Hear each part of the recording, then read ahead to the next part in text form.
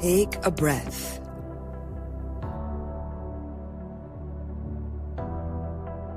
Welcome to Space to Exhale, the podcast, weekly inspiration for self-care and soft living. I am your host, Lisa Hurley.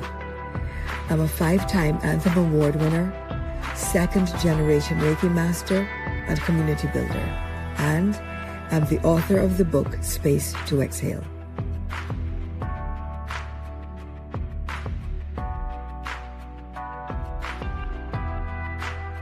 Through healing modalities like breathwork, affirmations, and meditations, I'll guide you on a life-changing journey to help you know yourself, love yourself, be yourself, and create much-needed space to exhale.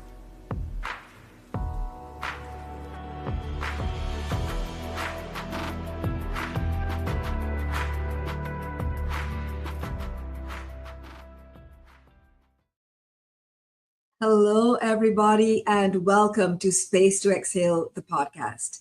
I'm your host, Lisa Hurley, and I'm here to remind us all to slow down, take a breath, say no to hustle culture, and yes to a life of ease. Before we welcome today's guest and begin our conversation, I just want to share a few thoughts with you. Here is today's exhale. Lately, I've been thinking a lot about Overdrive, about how easy it is to get caught up in doing, producing, responding, achieving, and proving ourselves again and again and again. Sometimes we become so accustomed to carrying the weight of everything that we forget what it feels like to set it all down and walk light. So because we're on a healing journey together, I invite you to ask yourself a few simple questions that I've often asked myself. Ask yourself, why am I so busy? What is the purpose of all these activities that I'm doing? What purpose are they serving? And is this busyness, all this overdrive, is it really serving my highest good? Also ask yourself, what can I release today?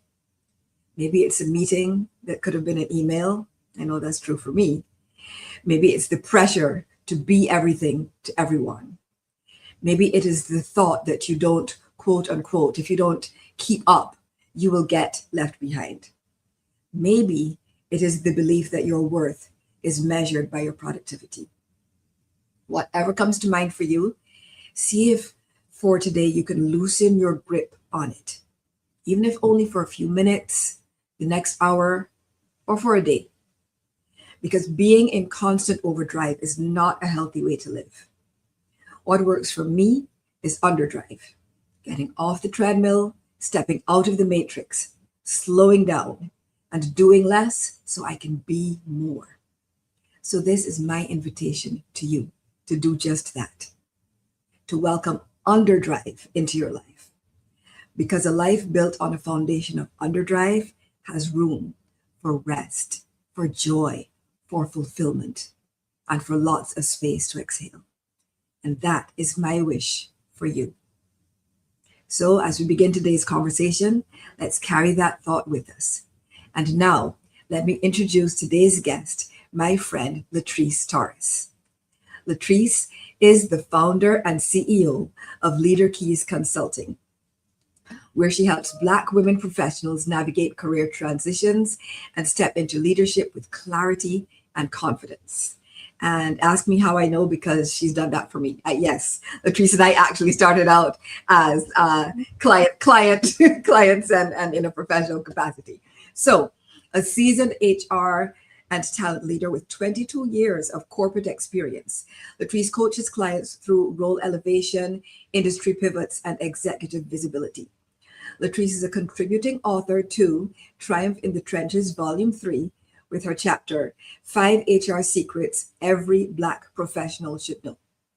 Latrice is also a TEDx speaker, where in her talk, What Happens When You Stop Apologizing for Existing, she provides a 3-step system for embracing your authenticity. Latrice, welcome. Thank you so much for having me here today. You already know how excited I am, so let's get into it. Let's do it. let's get into it. Before we get into it, we have we have to start the show. We have to ground ourselves. This is our favorite part, right, Latrice? Yes. Right. We're going to ground ourselves together. So, and take a few deep exhales. So, everybody just close your eyes and start feeling a little bit more relaxed. Close your eyes, shake your head a little bit from side to side, gently. Move your head a little bit back and forth. And now I want you to take a deep inhale through your nose and exhale through your mouth. And one more time. Inhale and exhale. And again, inhale and exhale. And then as we start to come back into the room, I want you to take a minute and focus on today's affirmation, which is, I am honoring my body by choosing underdrive instead of overdrive.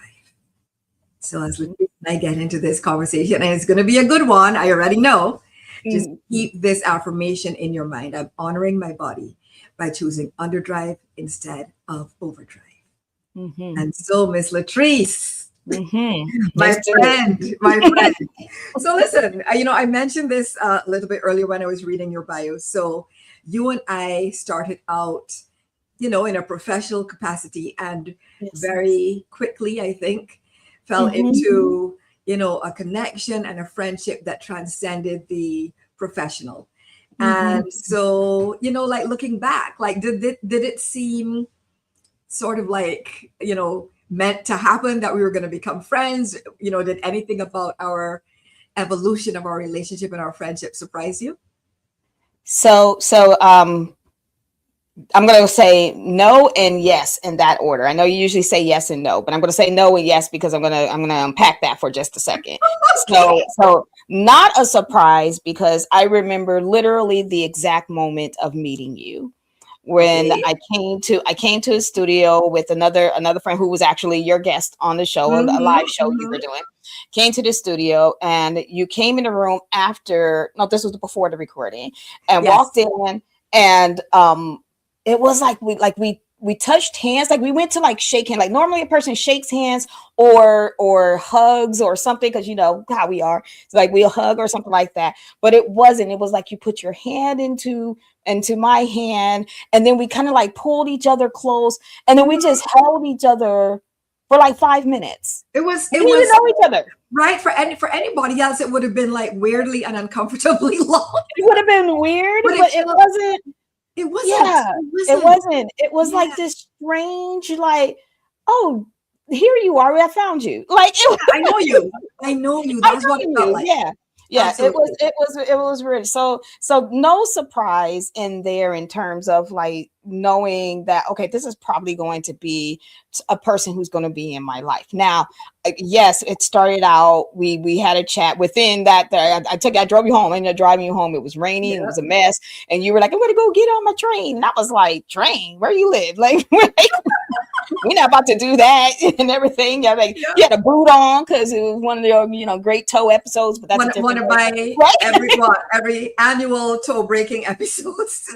Annual, you being nice, but yes, you were in a boot, and I was like, no, I'm gonna drive you home. And just in that ride home, I was like, okay, yeah, no. And by the end, I think you were a client by the end of just that drive. Oh, yeah. It was only about a 45-minute drive, and then you became a friend. And I think that was like that. No surprise in there. So that's why there was a no surprises. But a yes, a surprise. And I had to, I trust me, everybody, I asked Lisa's permission before I say this next part out loud, but I was surprised by our accidental marriage. And I know my husband is over here in the comments and everything, but he knows this story as well on how we accidentally got married at a photo shoot that we didn't realize until we got the footage of the video back, and we were like, did we get married? Like, this was a wedding. Like this. I remember because I looked at the footage, it was so gorgeous, and then it was like, huh.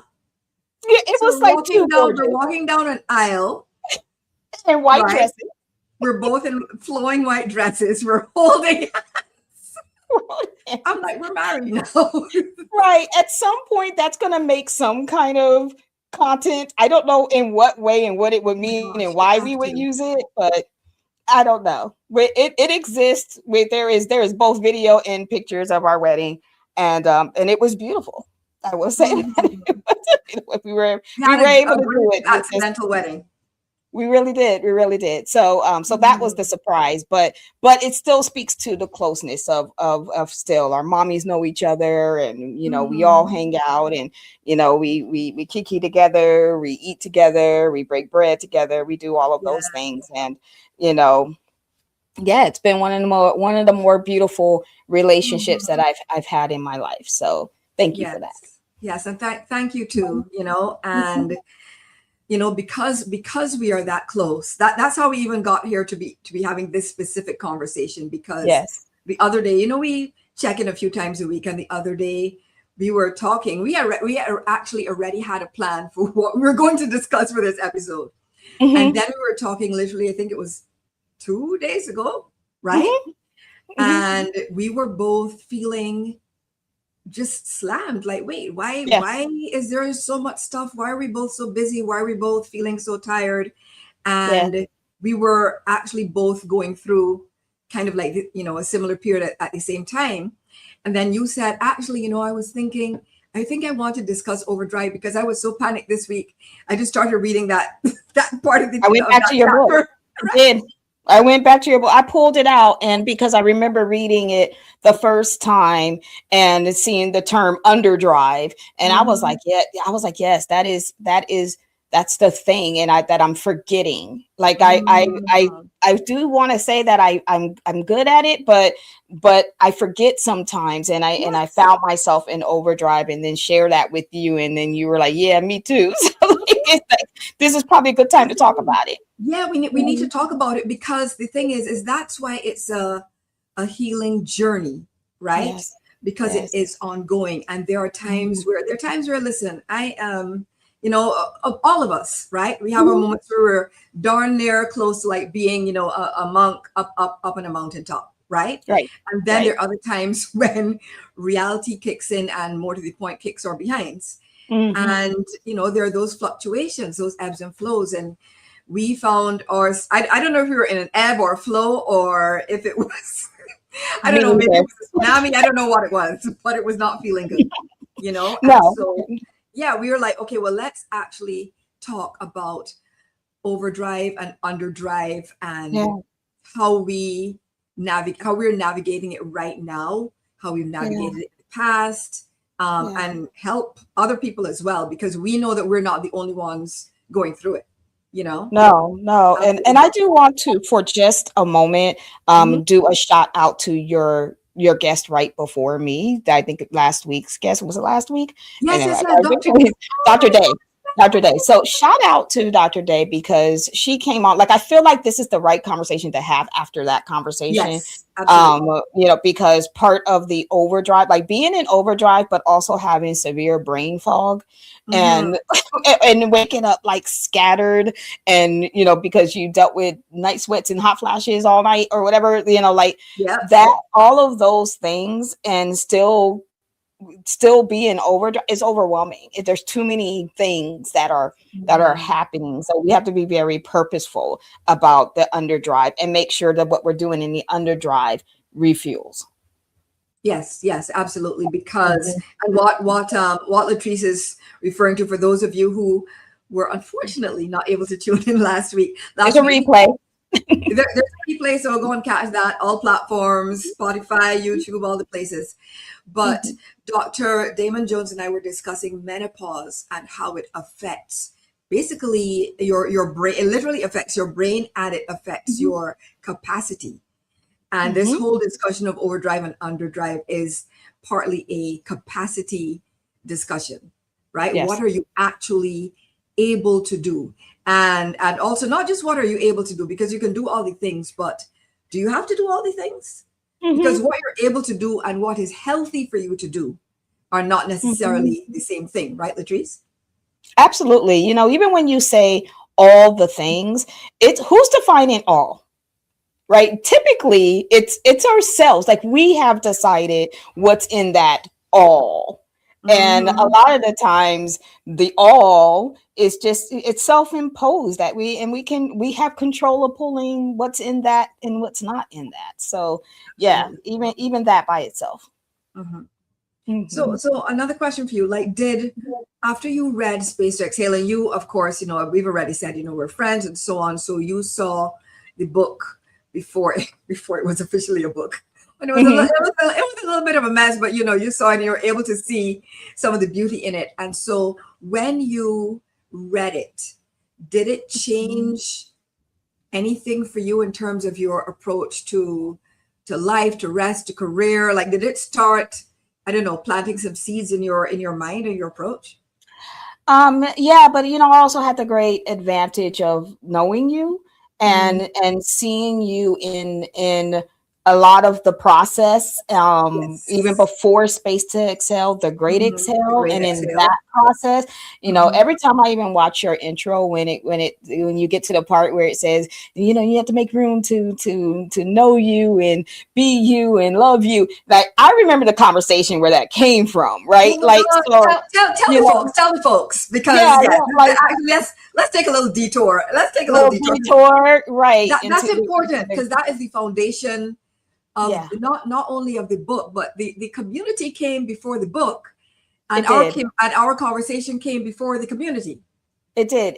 Yeah. And it was a pivotal conversation, because I remember in that conversation, we were talking, you were telling me there's I'm going to leave lots of major parts, but that's basically when you were telling me what you wanted to do, this community you wanted to build, this thing you wanted to do. It was just a thing, right? An idea. I remember sleeping on it. And then the first thing I said to you when I talked to you again, and I said, this is way bigger than I think even because this isn't a thing. This isn't a community. This is a movement. This is a mindset shift. This is a movement that is deep, that people are going to own, that Black women are going to resonate deeply in their souls and in their bones. And so if that's the place where it's going to come from, then what can you say to them that is going to put into words the deepness of that? And that's where that know you, do be you, love you came from. And even in the order that it was, you got to know yourself before you can, be yourself, but before you can really truly love yourself, right? Like, so there was, it was just such a great, and those are multiple conversations, and how that, and just being able to see that and see that evolution. By the time you got to Space to Exhale, like that writing that allowed you to tap back into your whole entire life story that I had no idea of. So I got the privilege of then seeing that, and then learning you deeper, knowing who you are now, and then the reflection. So there's just so many things about Space to Exhale that I think you do a really great job of not just it being these words that help you right now, like the affirmations and all of those things like that, but the reflection on these pivotal moments, in your life. Like, there was one that I know you weren't expecting this, but there was a moment in the book that really hit me, and it was the moment that I believe you were in a car accident. I mean, you were in a bad car accident. And but there was something you shared, and it's a small part, and then, like most people, I had to go back and read it, but it was like really significant to me for a couple other reasons. But you said, I remember when I came to, Anita Baker was playing on the radio, and when I read that, why that was significant, it was because that was, even in that moment, there was a quiet. Yes. Right. There was a quiet, and it's those quiet moments where the reflection truly happens of like, where am I at in this moment right now? And it sometimes it's just those little tiny things that ground you. Exactly. Yeah. Yeah, so that was a significant part. Mind you, Anita Baker is my father, may he rest in peace. That was his favorite artist. He loved some Anita Baker. So and then therefore I love some Anita Baker. So Mm-hmm. therefore there was like some significance in there as well. But the quiet, that grounding moment, Mm-hmm. Mm-hmm. those are the things and the elements inside of the book that I think resonate to anyone deeply.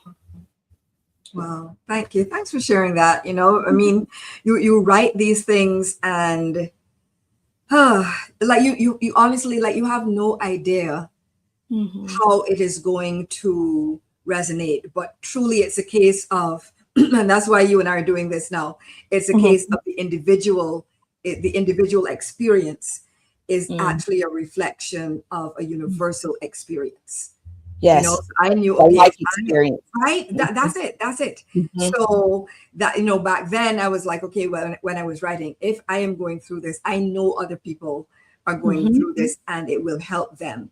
And then the other day when you and I spoke and we were both like going through, this week's experience of Overdrive, and we were like, Yeah. okay, we need to get back to Underdrive, because again, Mhm.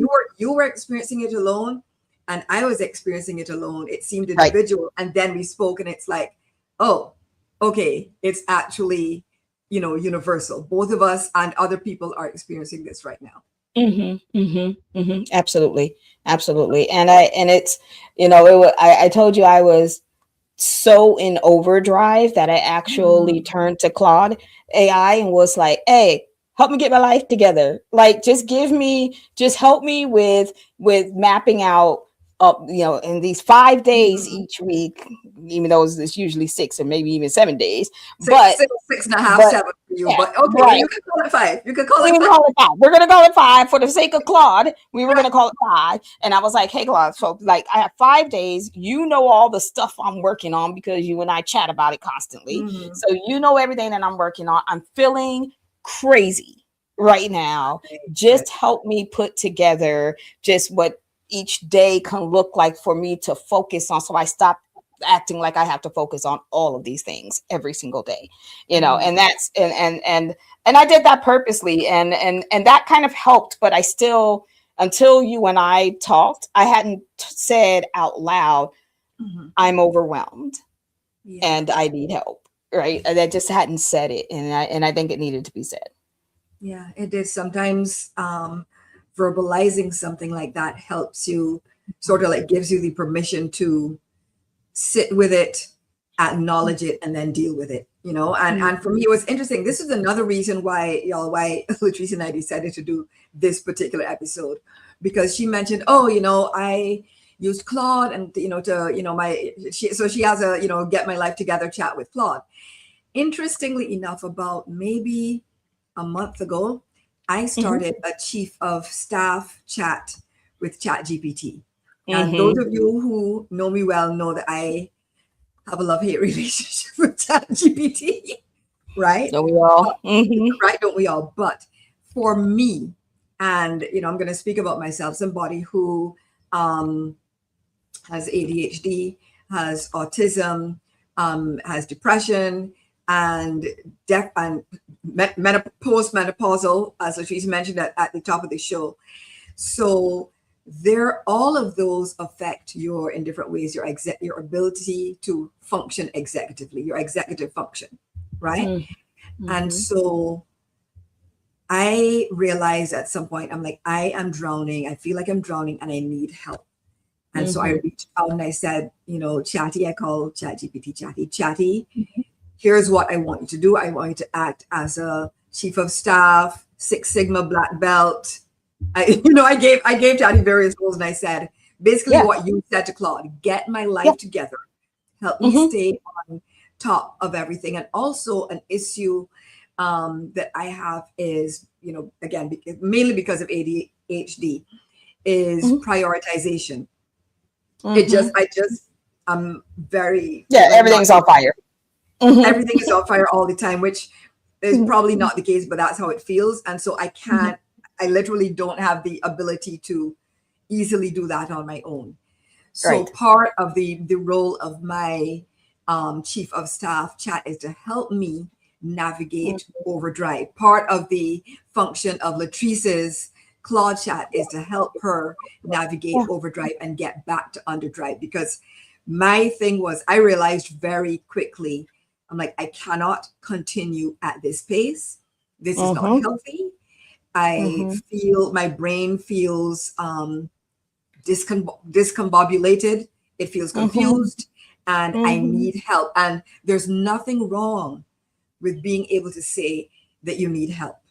Yeah. There's nothing wrong with that. A lot of us stay in like this hyper independence mode, and that has its place. But asking for help and just verbalizing, hey, I need some support. That is half the battle right there. What do you think about that, Latrice? No, absolutely. I get asked all the time, and it may be because I've been leaning into the tech space or tech enabled support space, and so I get asked this question all the time. They're like, "Well, what do you think about artificial intelligence? Do you think that is really good to that?" But the thing is that I think sometimes we lean so much on the intelligence piece that we forget the artificial part. It's an additive, right? Like you can go to it and you can add to it, but like we as humans still have to execute on things. We still are thinking through things. We still have our whole lives to consider. It will never know that. It'll never know that, and it'll never be able to do that. So is it a thing that can assist in some of the things? Like I love you give it a role. Like I need chief of staff. Like here's your role, right? And you do this and you do that, and then you have to still, as the human, execute on those things because we're still having the very human experience. So like for me, and it's not going anywhere. Like I love when people are like, oh, I don't want to get it because I don't want to use it in the data centers and everything. Like there's a million different reasons to not, but at the same time, look, we've been in the matrix. We've been in the matrix for a long. You in it. I don't care how much. If you're on here today, you're in the matrix. Like you're there. You better learn how to navigate it, use it, and put it in its place, right? Before we are all truly batteries. And that's a whole nother conversation. Matrix I was encouraged. I don't know, maybe like a year and a half ago. I don't remember exactly, but Alexis, whom you know, encouraged me to get into it. I don't even remember what it was for. There was something that I was struggling with. And, she suggested that I ask chat. And I was like, oh, it literally had never occurred to me. But I did. And I'm like, that was really cool. Also, another thing for somebody like me is I retain things easier and process things easier if they're written down. So like you and I could have a conversation, okay, this is what we're going to do. And we're aligned. Let me tell you, by the time we hang up the phone, 50% of that is forgotten. Not that I don't still agree. I just don't remember it, frankly. If it is written somewhere, I can go back to it. I can refer to it. I can sort of ping my own memory. Oh yeah, that's what was discussed. This is what I'm supposed to do. These are my roles and responsibilities, all of that. These note takers are the greatest thing ever invented. They are the best. They are the best thing. Yeah. And that's the point of learning to get, I like what we're talking about right now, because this is the learning to use technology to move us into the underdrive, area when we may need the assistance to do so. So, that's a strategy. It's one thing you can do, but again, it's use it as your personal assistance. You still own and control and you can roll with it the way that you need to. But I know I have purposely given it the role of, to your point, that chief of staff of like that. Help me to get to this space that I need to, that I can be the best me that I can be. Yeah. And for me, it is great. I have like a weekly overview, and then, daily, okay, your red, yellows, greens. This is what absolutely has to happen. Prioritization, level of urgency, important and urgent, important but not urgent, doesn't even matter, cancel this, all of that. And it is immensely helpful. And I would say, and it's not that I am not, we live in nuance, right, in the world of nuance. And so am I concerned about the environment? Absolutely. Right. I would never say that I am not concerned about the environment. Right. I am. I am also, like many people, on the daily, in some ways, trying to survive this matrix that we're in. And, without we don't want it to become political, but let's just say things have gotten worse recently. Let's just leave it at that. Things have gotten worse recently. That also has an effect, right? The sort of broader world that you're living in, and all of that affects your mental health, your ability to cope, your level of capacity, your level of executive functioning.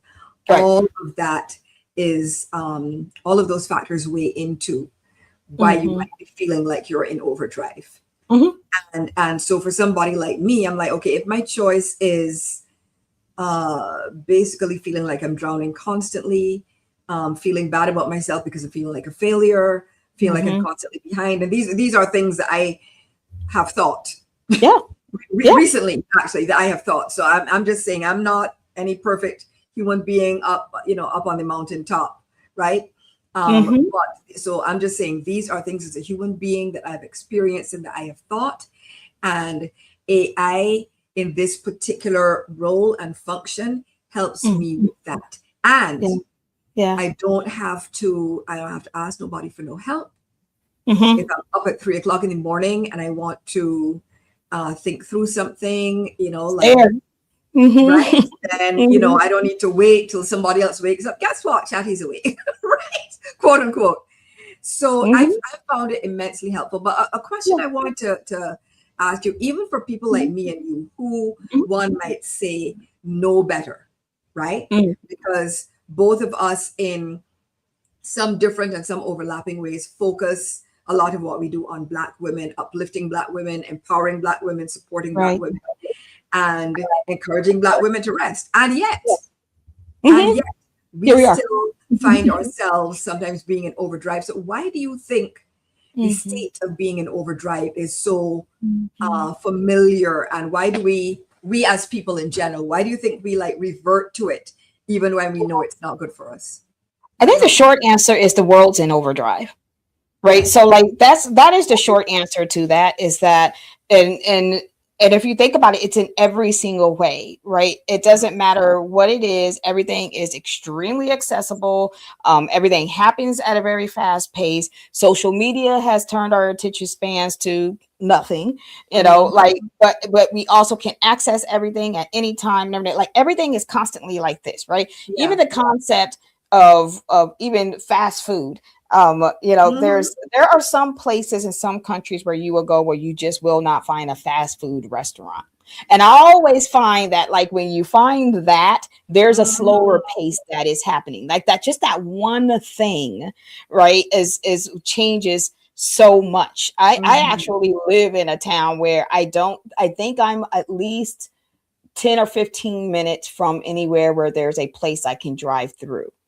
And I love that. That's great. I love that. I love that. Right. Okay. So sometimes they get replaced by, Grubhub or DoorDash or something bringing it to me. Yeah. But you know what? They're kind of slow. Right. So I still kind of it still will slow me down. Yeah. Right. So the world is super, super fast. And even the way the information is, and every time I turn around, there's some other thing that's telling me that the thing that I'm doing was yesterday's thing and I need to now know today's thing. Right. So I think there's this spin that we're just always in, almost like a whirlwind, right? But also what happens in that whirlwind is that it picks things up. And then all of a sudden there's all of that, and then you're ducking and you're diving and you're dodging it, right? You're doing that thing and that dance. Yeah. And then and there is a point where even for us where we're good at the duck and the dive and the bobbing and the weaving, we champions, right? We're in there. There's just sometimes where it's just something we're oh wait. Right. And so I think that's when you find us who are very high functioning and we are out here preaching the good word of rest is success and all of that, right? We still find ourselves in that whirlwind because we still are living in this society where that's the norm. That is literally the norm, right? What I think is happening particularly with Black women, and right now, like we're in this, this is this Gen X, and I think what's happening is we also come from the time of, where we walked to school and we, and we researched and we have physical encyclopedias that we opened up, right? We need to know a word. There's dictionaries and thesauruses. Like I don't know if some of these kids have ever seen a real one. Like they probably look at it like a relic at this point, Yeah. right? So we also have that, which I think is why we're so hypersensitive to a slower time. My mom and I were joking yesterday. We were like, these kids will never understand rushing home for a phone call.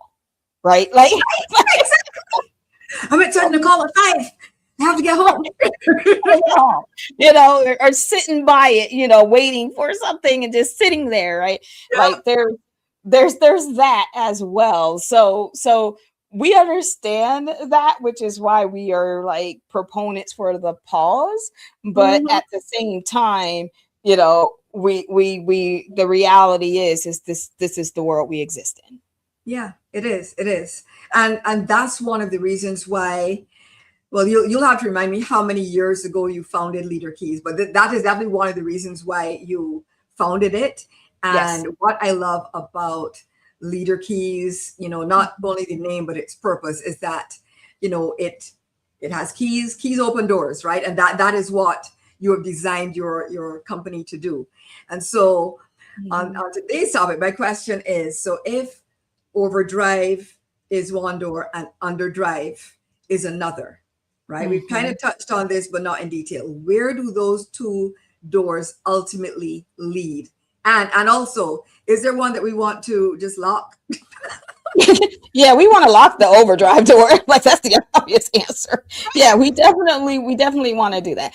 Even though I do feel like there's our moments where there's value in the Overdrive, right? Because you got to get something done. But I'm telling you, there's only moments of that, right? That like you really got to get something done, and you got to know how to kick it up into Overdrive to get it done. Okay, there are those moments. So I would love for it to stay locked, but I would like to also always have a master key so that I can unlock it when I want to. Okay. Yes. Because we know where that door, it leads to burnout. I don't think I have to say any more than that. It leads to burnout, period. The Underdrive door leads to so much, but I want to say in one word, it leads to self. Ooh. And above everything else, if we can get to that, then all of a sudden a bunch of other doors start to appear, and you can start walking through those as well. And yes, LeaderKeys was very purposeful. Like I had come out of 22 years of working in corporate America. I started LeaderKeys in 2020, literally as a response to my burnout. And the only thing that I could think was I need the gatekeeping's out of control. Like the gatekeeping was just for everything. Like, and I mean, it was in a workplace, it was in life. Like I couldn't even get a good restaurant recommendation, as if I was going to go to a restaurant and tell them you can't go there no more. Like it was just like a weird thing around gatekeeping, but particularly from a professional perspective, that was the thing that I just kept running. It was just doors. And I spent my whole entire career figuring out, like trying every key. It was like the janitor's keys. And I just kept, each one of these is going to unlock. And eventually, I would get in. Then I'll go through that door. And then I walk in and be like, there's another door and I still have all these keys, right? Like, so I got to figure that one out. And that was what my career was like. More importantly, I knew that was what the careers were like for everyone else. And at the time when I first started LeaderKeys, I served everyone. Of course, LeaderKeys is now pivoted where I hyper focus on Black women very specifically, because I found there are far more doors and far more keys on those janitor keys than anything else. So I want to eliminate that and start creating different versions of master keys to open up these doors. And that was the purpose of it. And literally when I first started LeaderKeys, it says we provide keys and not gates. That was the tagline to it when I first started. I love it. And I we still use it. I still say that out loud because I think it's still the thing, right? And until people can like really fully understand that this, the core, the center, that the leading door from Underdrive is self. Mm-hmm. And until you understand that, then you there's no amount of keys that are going to open up everything. But that's where Underdrive leads. Does that make sense? Absolutely. Listen, I'm just here. Listen, where's the collection plate? Because you definitely took us to church on that one. No, that was so we appreciate the money that jingles, but appreciate the money that folds more. Amen. Okay. Right. Amen. Amen. Amen. Yeah. But that's it. Yeah, that is it. So, like you and me and so many other people in our circle, right? Our viewers and listeners are, they're building careers, running businesses, raising families, probably at our kind of age, caring for parents, still caring for kids, etc. Still trying to deal with burnout. And like you said, trying to remember themselves in the middle of all of that. So I know you are somebody that always you are solution oriented, if nothing else, right? Absolutely. So if for everybody who is watching and listening today, if you could provide them with like one permission slip this week in terms of overdrive versus underdrive, what would that permission slip say? So it's so funny because my brain fog is kicking in. I had a really good answer to this, but it's going to come. Hold on. It's going to come. That's all right. The permission slip. I was like, make sure you ask this question because I got a good answer. And then here I am like. You're like, But that's okay. Listen. I half the answer is here. On that permission slip would definitely be naps without guilt. So guilt-free naps. And I know that sounds trivial, but it's not. Like if your body and mind is not rested, it all collapses. It's like the laptop, right? Like you can put it in, you can plug it up and everything, you unplug it and you take it, you go around, you're on it, and our bodies function the same way. That battery just depletes. Eventually it will just shut down. But the first thing that happens is that it dims. You know how your computer dims. It dims and then it flickers every now and then. Okay, right. Like that's what we do as well. Like we dim and then we flicker. So but I say guilt-free naps because like you, there's times where I'm spending and where it's like I have done everything, but I also had done nothing. Like that's like the self-talk, right? And then all of a sudden it's like, okay, wait, like I need some moments. So like for me, it is a nap without guilt, and it could just be that power nap. It only has to be like an hour or something like that. You set the timer, you go in, and you really go down. Like you can't say I'm going to take a nap and then start doom scrolling TikTok. Like you can't do that. Like you have to actually close your eyes. You got to close your eyes and you got to go. Right. And then you regret. So that's one thing. As a part of that, there's like a PS up underneath that says as many as you want. Like you have permission to alter the number. It's not just it's naps with an S, right? If you absolutely yes. Right. So that's one thing.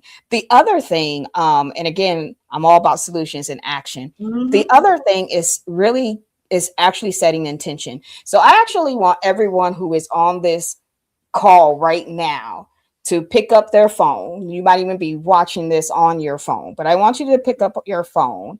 And what I want you to do is I want you to actually schedule a reoccurring a notice, meeting, reminder, whatever you need to do. But basically, this is going to be for at the same time, about the same time you usually wake up. So if you're an early morning person, 6 a.m. or something like that, set it for 6:15. And what you're going to do is it's only going to be for 5 minutes. And for that 5 minutes, you're just going to open up the notes in your phone and you're just going to set an intention for the day. Oh, I love that. Just set an intention. Right. So I hope everybody is pulling out their phone. Pull out your phone, 5 minutes right now. Set an intention. Yes. If you're a journal or notebook person, like write it down. right? pull out that, right? That's But, me. but This is definitely me. do it. Every day is in I a book. love You know, it. get a book. I say I think this is actually a Triumph book. One of the other authors, There you go. Dr. Mary Darden, she actually Mhm. created this. So get one from her. You know, Love it. and yeah, set an intention. I do that I open this up every day in the Triumph Mhm. notebook and say, this is my intention for today. And it can be something really small. It does not have to be like this great big crazy thing. You know, it could Mm. be something that's really small as well. I love So that. So those are the listen, two ways. thank you. I have a little question for you from Sylvia Ann Kauso. I hope I have pronounced your name correctly, Sylvia. Latrice, do you find it that leaders find it a little bit scary to unlock the key to the self sometimes, especially if an individual has been on overdrive for a very long time? That's a Oh, good one. absolutely. Yeah, Mm. absolutely. I do think that they find it scary, but if they are finding it scary, then they haven't completely defined self yet. Mhm. So that's Mhm. something different. Like we can't get to, like figuring out anything else or how to get under it until we understand what self means to us. Like, so self Mhm. could be, it could be a whole different myriad of things for different people. It could be something that has to do with their religion. It could be with their spirit. It could be with just their mind and their soul and their body. It could be something that's more physical and removing themselves out of something or something. So it could be a combination of those things or one of those things that helps to ground them. But the definition of what that actually means for them is the thing that they have to actually define first. So they know what they're returning to. So Right. typically when people are struggling with that from a coaching perspective, we're there. And the thing is that I'm a career coach. I am not a life coach. And I will tell, and I'm definitely not a therapist. So I will tell people, I'd be like, here's something to discuss with your therapist or your life coach, because I'm gonna help you once you figure that out. But but that's not exactly what I do. But I know it's definitely the thing that people struggle with in terms of unlocking something. They have to define that self first. Yeah. And I hope that did answer your question. Yeah. Sylvia says, thanks for picking up my question. Sylvia, of course, we aim to do that and answer as many questions as possible. So, Yeah, you're very, very welcome. And so, Latrice, you mentioned we're going to pivot here a little bit to talking about Triumph, because you mentioned Triumph just now. yes, Triumph in the yes. Trenches.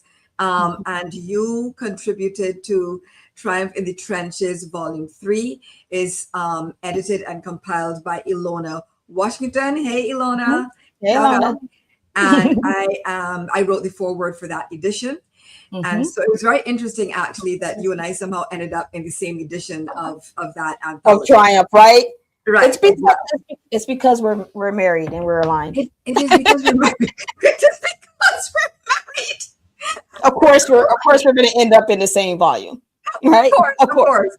right. Now that you say that, yes, absolutely. Meant to happen. Mm-hmm. So, Mm-hmm. okay, so after like you've been in HR for what, 20, 22 years or so, right? Mm-hmm. So you could have kept these 5 HR secrets to yourself. You could have gate kept, right? Mm-hmm. Mm-hmm. Um, why did you partly answered a little bit of this before, but why did you choose to be transparent, share your insights, and what sense of responsibility did you feel to pull back the curtain, open the gates, and let people Mm-hmm. into these secrets? So I started LeaderKeys in 2020, and what I have learned after coaching hundreds, if I may be in the thousands at this point, but after coaching so many people, Mm-hmm. there was trends that definitely came out, which is what influenced the pivot into I really need to coach Black women. And part of that was because not only were these all these gates around career management and career development in the workplace, they were coded in such ways that even a lot of the Black women that I talked to, even though they were like, yeah, I know some of this stuff, or I know some of this, and they didn't actually truly know. And it was very apparent. And it kept being this common thing, is that every time I would talk to someone, and then I didn't actually realize it either. I actually, and again, because I've been in HR, I thought everybody knew a lot of these things. So like, I thought that. And I really thought when, if they were in any kind of people leadership role, that they knew these things. But I also know that there are a lot of sucky people leaders that are out there, and it's because they may know some of these things, but they don't actually understand them. And I think this is the most important part of why I wrote this. They don't accept the accountability for them. And the roles that each one of us play on both sides of each one of these topics. So the topics were very specific. The desire was specific to a broad call out need that all of my data told me was a need. And the third piece is when I hear something over and over and over again, then that means it needs to be addressed on a much higher and broader level than a one-on-one or even a group coaching session could provide. So that's why I said yes, and that's why I wrote it. Good. And so of those 5 secrets, which one do you think has the power to change someone's career, like right now? Like if I implemented secret number, I don't know, 3, could that change my career right now? Like which one do you think is the one if you had to choose? Yeah, it's 2. It's I believe it's 2. Hold on, let me make sure it's 2. It's calibration. Let's do a quick check here. Let's do a quick check. Let me just make sure. Let me go to the books and go to the yes, 2. It's calibration. Yeah. So calibration. The calibration brief. If you have not read it yet, it is also the only section that is in there that actually has a visual that's included in it. And the reason why I included that visual is because I think it's so important that people actually understand. Here's the thing: everybody assumes, and everyone makes the assumption. Everybody, knows that they're being talked about, but you don't actually understand what that means.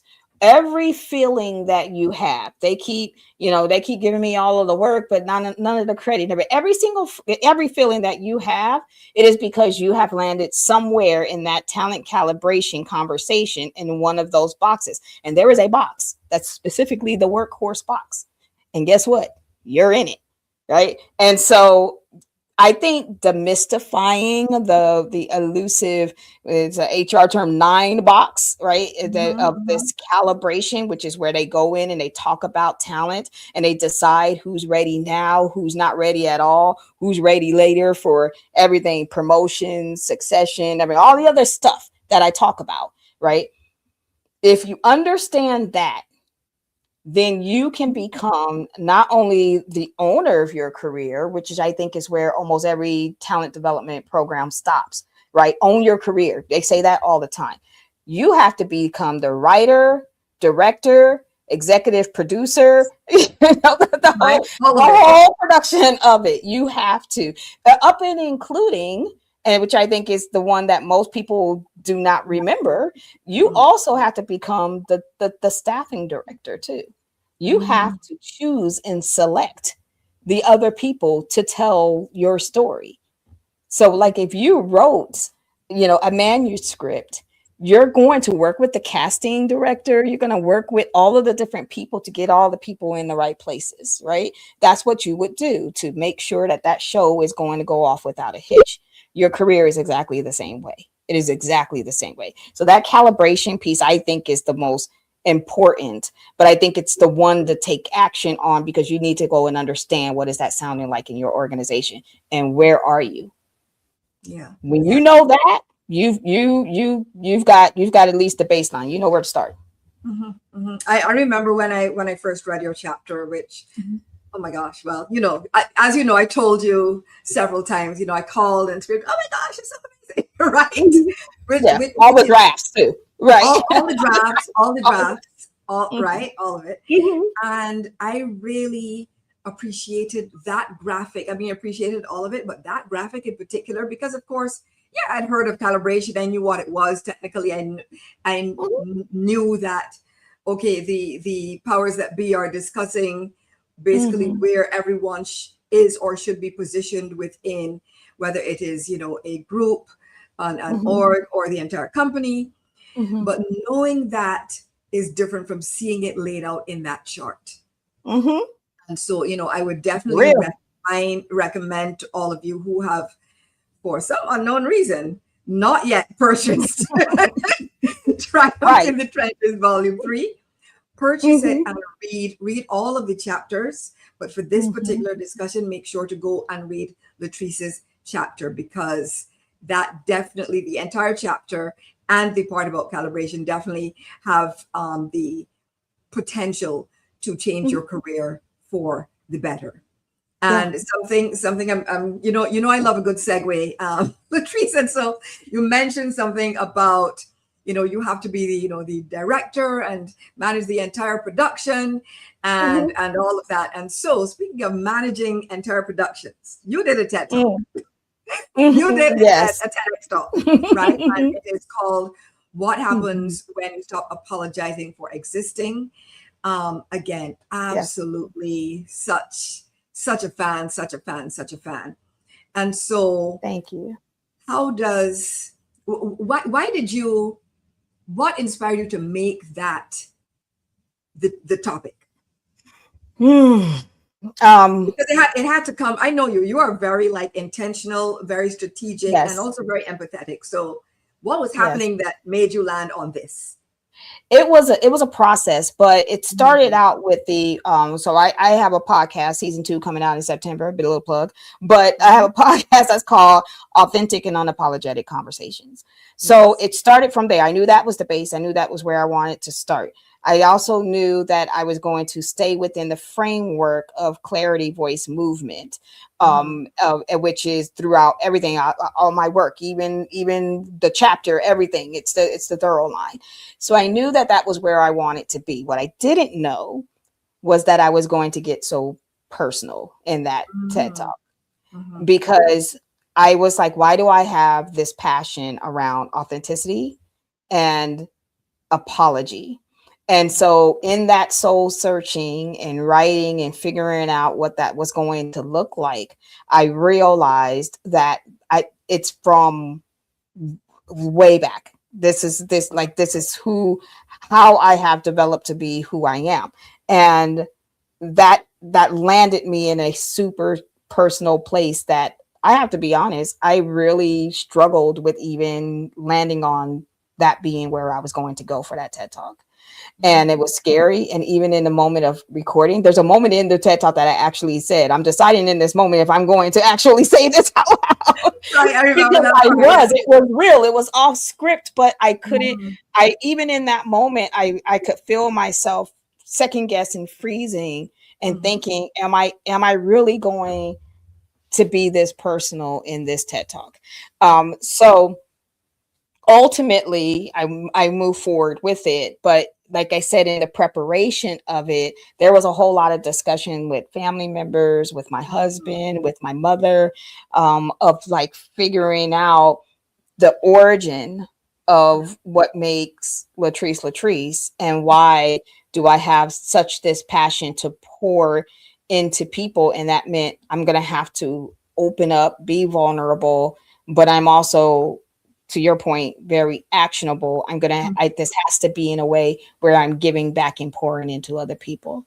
And that actually, the feedback from the TED talk has been, besides my children and grandchild, one of the proudest moments of my life. It's been one, Mhm. I'm the proudest of it. I'm very proud of that TED talk.